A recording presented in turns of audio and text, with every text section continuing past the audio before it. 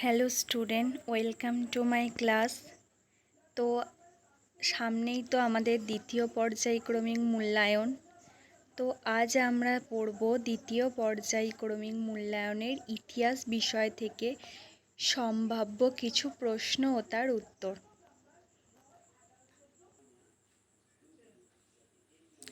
তোমাদের দ্বিতীয় পর্যায়ক্রমিক মূল্যায়নের পূর্ণমান থাকবে 50। তো পূর্ণমান 50 নাম্বারের মধ্যে কিছু সংক্ষিপ্ত প্রশ্ন, কিছু বড় প্রশ্ন যেগুলি 3-4 লাইনের উত্তর দিতে হবে, সেরকম ধরনের কিছু প্রশ্ন থাকবে। তো আমরা প্রথমেই দেখে নেব কিছু সংক্ষিপ্ত প্রশ্ন যার মান থাকবে 1 নম্বর। তো তোমরা দেখো, প্রথম প্রশ্ন, বৈদিক সাহিত্যকে কয় ভাগে ভাগ করা হয় ও কি কি? তো আমরা তো জানি বৈদিক সাহিত্যকে 4 ভাগে ভাগ করা হয়। ভাগগুলি হলো ঋক, সাম, যজুঃ ও অথর্ব। পরের প্রশ্ন, আর্য কথার অর্থ কী? আর্য কথার অর্থ হলো সৎ বংশজাত। 1.3 প্রশ্ন, বৈদিক শিক্ষার দুটি বিষয় কী? তো বৈদিক শিক্ষার বিষয় হলো ছন্দ এবং ব্যাকরণ। পরের প্রশ্ন হলো বেদের অপর নাম কী? বেদের অপর নাম হলো শ্রুতি। এই কারণেই বেদের অপর নাম শ্রুতি, কারণ বেদকে শুনে শুনে মনে রাখতে হতো।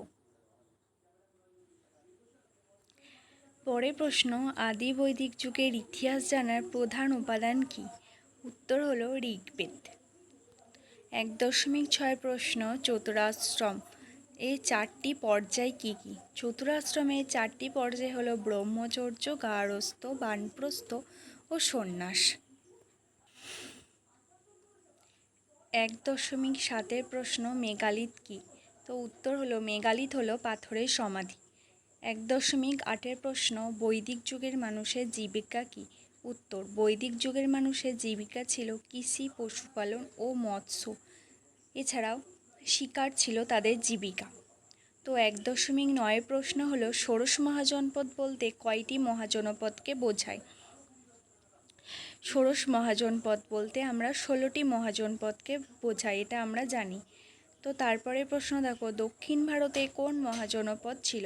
তো 16টি মহাজনপদের মধ্যে অসমক ছিল একমাত্র দক্ষিণ ভারতে, বাকি মহাজনপদগুলি ছিল উত্তর ভারতে। তারপর দেখো 1.11 প্রশ্নটি, 4টি শক্তিশালী মহাজনপদের নাম কি? তো 16টি মহাজনপদের মধ্যে 4টি মহাজনপদ শক্তিশালী হয়ে উঠেছিল, সেগুলি হলো অবন্তী, বৎস, কোশল ও মগধ। পরের প্রশ্ন দেখো, তীর্থঙ্কর কারা? তীর্থঙ্কর হলো জৈন ধর্মের প্রচারক। জৈন ধর্মের প্রচারকদের আমরা তীর্থঙ্কর বলে জানি। পরের প্রশ্ন দেখো, জৈন ধর্মে মোট কতজন তীর্থঙ্কর ছিলেন? তো উত্তর হবে জৈন ধর্মে 24 জন তীর্থঙ্কর ছিলেন। তো শেষ 2 জন তীর্থঙ্করের নাম কি? পার্শ্বনাথ ও মহাবীর। পরের প্রশ্ন হলো গৌতম বুদ্ধ কোন ধর্মের প্রচার করেন? উত্তর হবে গৌতম বুদ্ধ বৌদ্ধ ধর্মের প্রচার করেন। পরের প্রশ্ন, বৌদ্ধ ধর্মের প্রধান গ্রন্থের নাম কি ও তাতে কয়টি ভাগ ছিল? তো বৌদ্ধ ধর্মের প্রধান ধর্মগ্রন্থের নাম ছিল ত্রিপিটক। ত্রিপিটকের 3টি ভাগ ছিল, সূত্র পিটক, বিনয় পিটক ও অভিধম্ম পিটক। পরের প্রশ্ন হলো বৌদ্ধ ধর্মের 2টি ভাগ কী কী? তো বৌদ্ধ ধর্মের 2টি ভাগ হলো হিনযান ও আরেকটি হলো মহাযান। বৌদ্ধ ধর্ম পরবর্তীকালে 2টি ভাগে বিভক্ত হয়ে গেছিল, এই 2টি ভাগই হলো হিনযান ও মহাযান। তো পরের প্রশ্ন, আলেকজান্ডার কোথাকার রাজা ছিলেন? আলেকজান্ডার ছিলেন ম্যাসিডনের রাজা। তো দেখো পরের প্রশ্ন, অর্থশাস্ত্র কার লেখা? অর্থশাস্ত্র লেখা হয়েছিল কৌটিল্য। অর্থশাস্ত্র লিখেছিলেন কৌটিল্য। পরের প্রশ্ন হলো ইন্ডিকা কার রচনা? ইন্ডিকা হলো একটি বই যেটি লিখেছিলেন মেগাস্থানিস।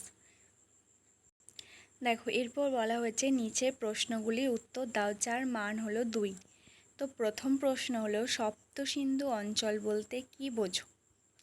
তো পরের প্রশ্ন দেখো, আর্য সত্য কি? 2.3 প্রশ্ন হলো একটি টিকা অষ্টাঙ্গী মার্গ। 2.4 প্রশ্ন হলো অশোকের ধম্ম কি? তো পরের প্রশ্ন দেখো, টিকা দেওয়া হচ্ছে শ্বেতাম্বর ও দিগম্বর সম্পর্কে। 2.6 প্রশ্ন হলো এলাহাবাদ প্রশস্তিতে কার গুণগান করা হয়েছে? তো 2.7 প্রশ্ন হলো কুষাণ কারা? পরের প্রশ্ন হলো ত্রিরত্ন কী? তো 2.9 প্রশ্ন হলো আদি বৈদিক ও পরবর্তী বৈদিক যুগে নারীদের শিক্ষা ব্যবস্থা কেমন ছিল? তো দেখো 2.10 প্রশ্ন হলো 10 রাজার যুদ্ধ সম্পর্কে লেখো। দেখো এরপর বলা হচ্ছে 4-5টি বাক্যে উত্তর দাও যার মান হলো 5। তো প্রথম প্রশ্ন হচ্ছে বজ্জীদের উন্নতি 7টি নিয়ম কি? সেটা আমাদের লিখতে হবে। তো তারপরে প্রশ্ন দেখো 3.2 প্রশ্ন মগধের শক্তিশালী হয়ে ওঠার কারণ কি? 16টি মহাজনপদের মধ্যে মগধ ছিল সবচেয়ে উল্লেখযোগ্য মহাজনপদ। এর কারণটি কি সেটা আমাদেরকে লিখতে বলেছে। তো আজ এই পর্যন্তই। আশা করি তোমরা এই সমস্ত প্রশ্নগুলি দ্বিতীয় পর্যায়ক্রমিক মূল্যায়নের প্রশ্নপত্রে পাবে। তো তোমাদের যদি ক্লাসটি ভালো লাগে তাহলে একটি লাইক, কমেন্ট এবং সাবস্ক্রাইব করে দিও আমার চ্যানেলটি।